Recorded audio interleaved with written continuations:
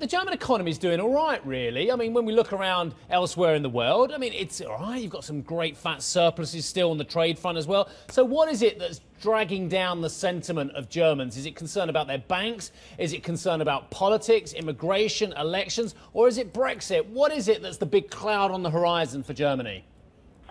It's probably a combination of all these. As you say, the German economy is going quite well. Employment is high.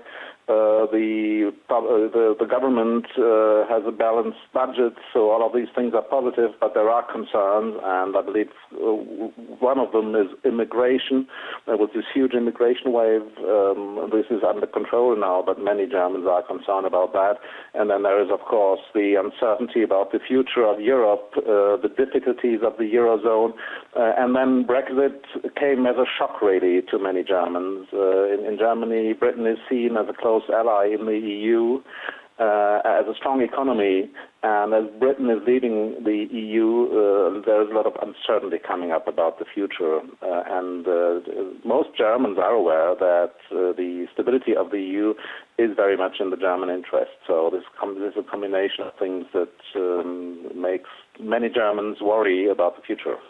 That's the problem. You see, I know a few Germans, and I know that they've got a very keen eye on the past. They remember what their grandparents told them about Weimar. They remember the reunification. They remember being the sick man of Europe. And that's the problem with Germans sometimes, isn't it? They worry too much and they don't spend enough, Clemens.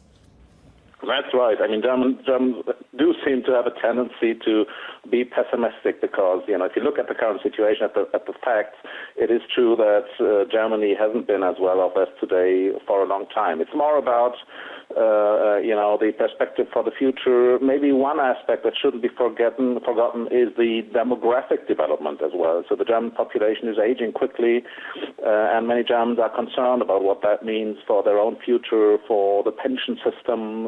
Now, on top of that, we have the low interest rates that makes it more difficult for many Germans to save for the future. So, it's true, Germans have a tendency to, look at the future and look at the downside more than the upside. Clemens, let me draw some links today to credit, because you've had a report about Germans having no problems accessing credit. In fact, this has improved, if anything, for German companies.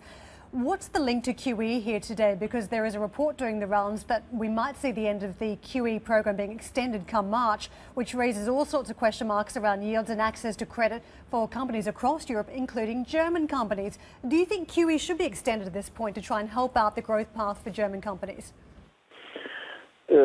Credit access has been easy for German companies for some time, and this is related to the fact that for years now, a lot of capital, a lot of liquidity has been flowing to Germany, partly reflecting concerns about the stability of the economies in Southern Europe. So I wouldn't think access for German firms to liquidity will depend very much on QE.